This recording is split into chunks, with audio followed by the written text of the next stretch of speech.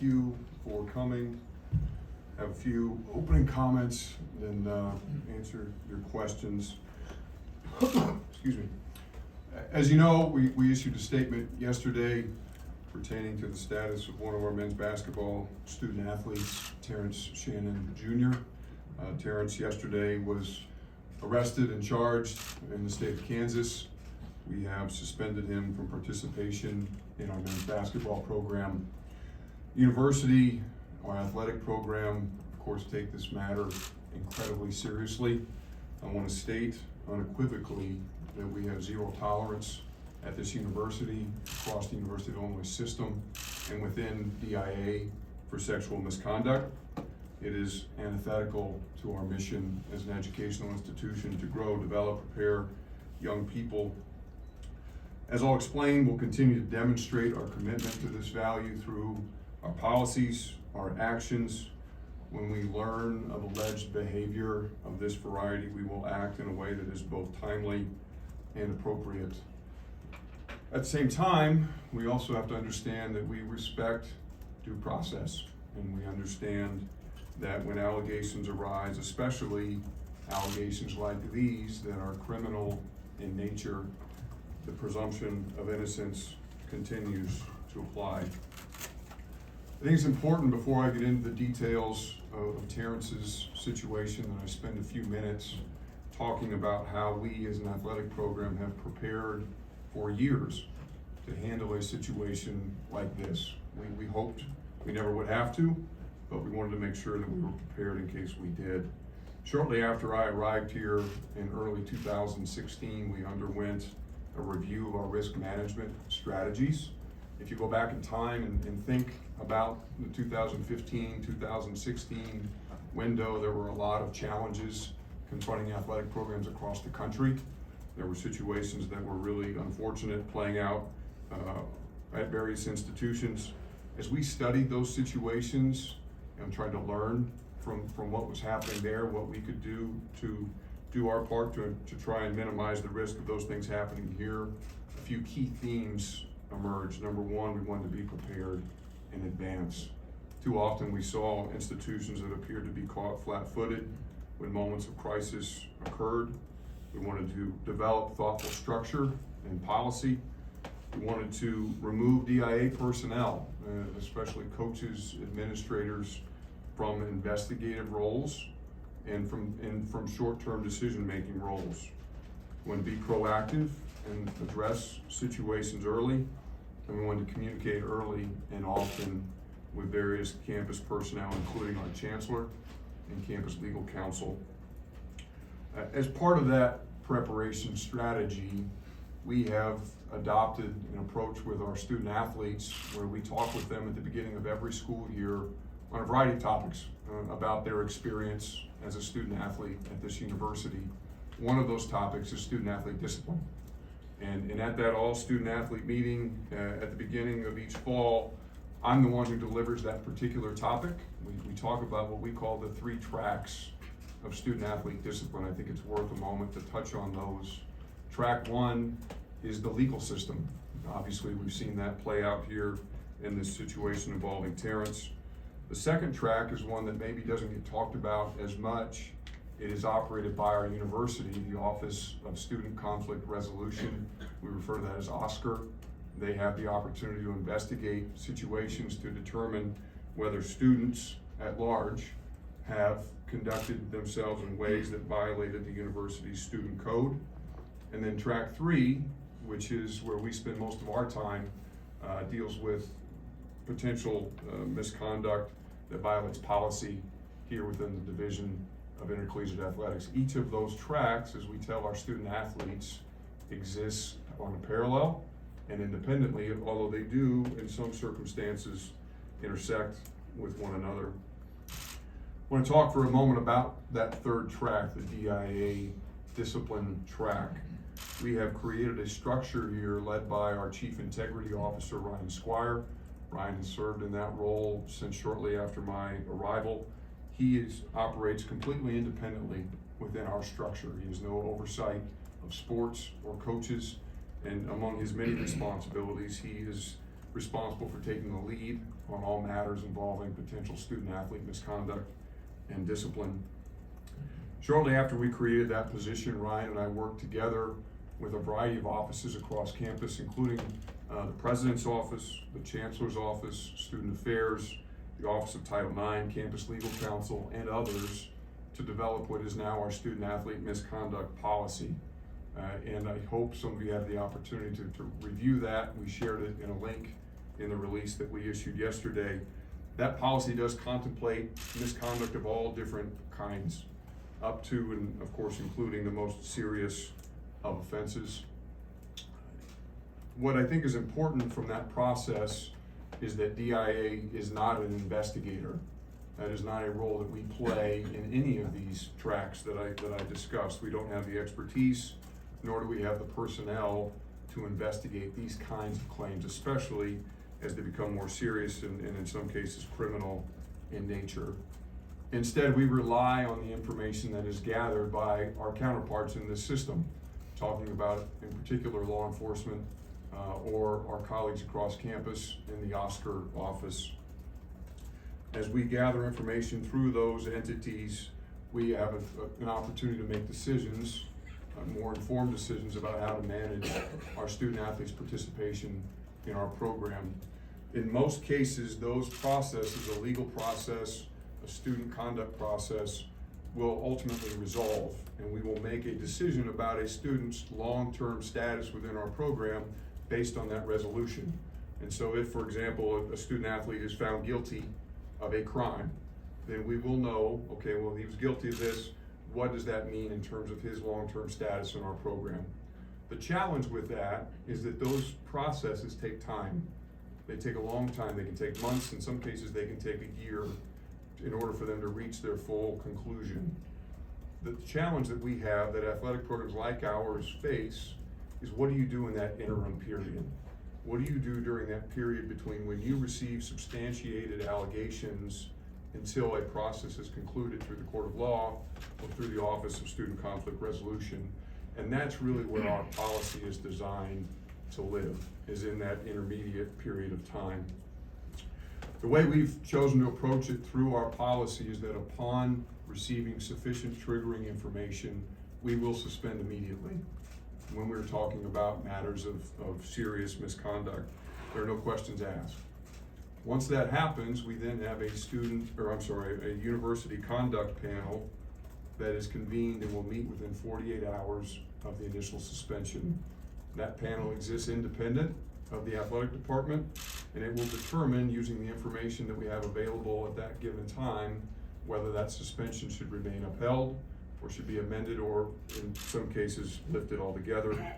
The panel is populated by a member of our faculty at the College of Law. It is populated by one of our faculty athletics representatives. And third, it is a staff member from our Student Affairs office. All of these folks have been selected by the Chancellor, and again are designed to exist outside of the realm of the athletic program. As the athletic director, my role is limited to determining when we have enough information to trigger this process.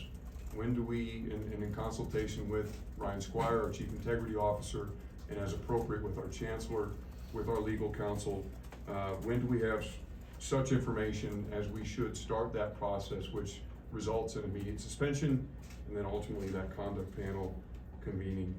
So I appreciate a few minutes to talk through that process. I think it's important, again, in context, to help everyone understand the preparation that has gone into, of course, not knowing exactly that today would come, but knowing that the possibility of something like today could happen. I feel very prepared, and I feel confident in the decisions that we've made. With that, I'll transition and talk specifically about Terrence's situation. As you saw in the statement we released yesterday, we indicated that we had received some preliminary information about this back in late September. I'll talk more in detail about what we knew and when we knew it, but it was the collective opinion of myself and in consultation with others across campus, including the Chancellor, again, Campus Legal Counsel, that the information we had received was not such to pass the threshold necessary to launch our misconduct process. That stayed in that vein until just 2 days ago, Wednesday, December 27th. One last caveat before I get into the timeline. This is, of course, an active legal proceeding. We are very respectful of the process that the Lawrence Police Department has undertaken. We have tried to remain in that position throughout the entirety of this process. We have had no direct communication with the Lawrence Police about Terrence. All of our communication has been funneled through the University of Illinois Police Department. And they've been the intermediary for us as we've worked through this over the last several months. Okay, so going in terms of a timeline, late September, UIPD received a communication from the Lawrence Police that they were interested in conducting an interview with Terrence. The inquiry was light on details. We didn't know at the time whether Terrence was the subject of the inquiry or whether he might have been a witness to some other matter that had happened in Lawrence. It was very short on specifics. We immediately had a conversation with TJ about his weekend in Lawrence. I think everyone realizes he had traveled to Lawrence to see our football game, had spent the weekend there. He was very forthcoming with us, detailed his visit, but nothing he shared with us triggered any cause for us to institute any discipline or take any action. Over the course of the next several days, we learned that TJ was in fact the subject of the inquiry, but again, details remain very limited. We followed up again with TJ, still offered nothing additional. Around this time, TJ obtained his own counsel, who then began communicating directly with the Lawrence Police on TJ's behalf.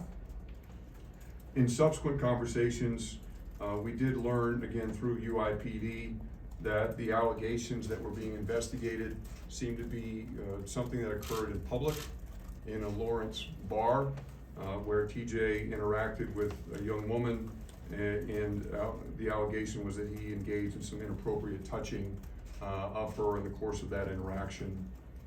Everything that we received was verbal, informal. It was light on details. It was unsubstantiated. It was unclear to us whether Lawrence authorities intended to pursue anything further, what additional information they were trying to obtain. We weren't made aware of any specific charges that the folks in Lawrence were considering. As we evaluated the information we had, compared it to some of our prior experiences, we've used this policy on numerous occasions. We saw that we didn't have the same kind of information that we have used to initiate the process in the past, that we didn't have anything in writing. There was no written notice of allegations, no documentation. We didn't have a police report. And so we were looking to obtain something more than just the verbal updates that we had received from Lawrence PD through U of I PD to us. Throughout that process, as we obtained whatever information we did have, we shared it again with the Office of the Chancellor, the Campus Title IX Office, and University Council, seeking their input and thoughts on when the information we had was sufficient to, again, trigger implementation of our misconduct policy. And throughout the entirety of that experience, the unanimous opinion of all of those people was that we did not. We actually then went the extra step. Again, we knew what we needed in order to initiate the process. And we asked LPD through U of I PD for something more concrete. We asked to see a police report. We asked for updates with some frequency over the course of the weeks and months that followed, but nothing was forthcoming. I don't say that in a judgmental way. Again, understanding that Lawrence PD had their own investigation to run, we don't expect them to prioritize what was happening here in Champaign. But the fact of the matter is we weren't able to get additional information despite our requests to do so. That was the state of things as they remained until just 2 days ago on Wednesday, December 27th. I'll talk now a little bit about the last couple days. Things have obviously picked up pace and a lot has transpired. Early Wednesday afternoon, I received a phone call from U of I PD indicating that they had a communication from the Lawrence Police that they would be sending over a warrant for TJ's arrest. That warrant arrived mid-afternoon while the team was practicing, and later that night, we also gained access to their police reports for the first time. Notably, this was the first time any of us had seen any formal allegations against TJ, any documentation related to this situation. It was also the first time that any of us were made aware that the charge in this case would be rape, as that term is defined under Kansas law. We've never been, as I mentioned earlier, made aware of what charges were being considered by the people in Kansas, and we certainly were not aware that it might be something so serious as what was finally included in the warrant for his arrest. Immediately after practice, we pulled Coach Underwood off the court, had a chance to update him on the situation. Not long after that, we brought Terrence into the room. I delivered the news to him myself, talked with him about the situation, provided him verbal notice of his immediate suspension from the program. At the same time, U of I PD confirmed that TJ could present himself to the Lawrence authorities the next day. We then transitioned to the next day, yesterday, Thursday the 28th. We arranged for TJ to be transported to Lawrence by members of our staff. They left early yesterday morning, arrived in Lawrence around 11:30. Terrence presented himself, he was booked, posted bond, and I believe was released shortly after 12 o'clock. Our group was back on the road, returning to Champaign by 12:15 or so, and I got back to campus last night sometime between 6:30 and 7. In the course of the day yesterday, we also provided TJ with written notice of his suspension, formal notice, as we are required to do under our policy. Brad met yesterday morning with the team, notified them for the first time of TJ's situation. The meeting started at 10:30, led immediately into our practice, which started at 11. I did have the opportunity to participate in that meeting. I was impressed by Brad's message, by his tone. I was grateful to our team for their maturity, for their connectedness. And then last note about yesterday, for the first time, I did yesterday see the official complaint in this case. I know some of you have seen it as well. It was apparently filed against TJ on December 5th. We were not made aware of that filing, but in fact, one of our staff members retrieved it from social media last night, so I got a chance to view that for the first time as well. I mentioned Coach Underwood. Probably a good time to talk a bit about his involvement in this throughout the course of the last few months. We made Brad aware of that initial inquiry back in late September. We kept him apprised of new information as we received it. We refreshed him on our misconduct process. Again, this is a process we've developed over time. We communicate about this extensively with our staff, but we reminded him of how this could work if and when we received the necessary information to trigger the process in the first place, up to and potentially including Terrence's suspension. But let's remember, and this goes back to some of my comments at the outset, the policy is designed to move our coaches out of the process altogether. And so Brad has been kept largely on the sidelines during this. We don't want our coaches conducting their own investigations, asking questions. That's not their expertise. It's not the lane that they should occupy. It prevents them and us from putting them in situations that places our university or questions the integrity of our process. So to be clear, it was not Brad's decision whether to suspend TJ or not. This is not a traditional violation of team rules situation. Because of the nature of the allegations, the magnitude is reserved for evaluation by my office and the implementation of our policy. So I want to make sure we're clear on that. Just to wrap this up and then open it up for your questions. Obviously, an incredibly unfortunate situation on so many different levels. We've all enjoyed watching Terrence play this year. We've enjoyed seeing our team compete. But in moments like this, we have to understand that basketball must take a back seat. And we have an obligation here as a university take allegations such as these incredibly seriously, which we are doing and have done. Sexual misconduct has no place on this campus or on any other campus for that matter. Our priority is the well-being of the people who are involved, and we'll handle the situation with great care, appropriate diligence, and concern. Just to reiterate one last time, all of us associated with Illinois Athletics, the University of Illinois, the University of Illinois system, stand united in making sure that we provide a welcoming, safe campus environment to all of our students.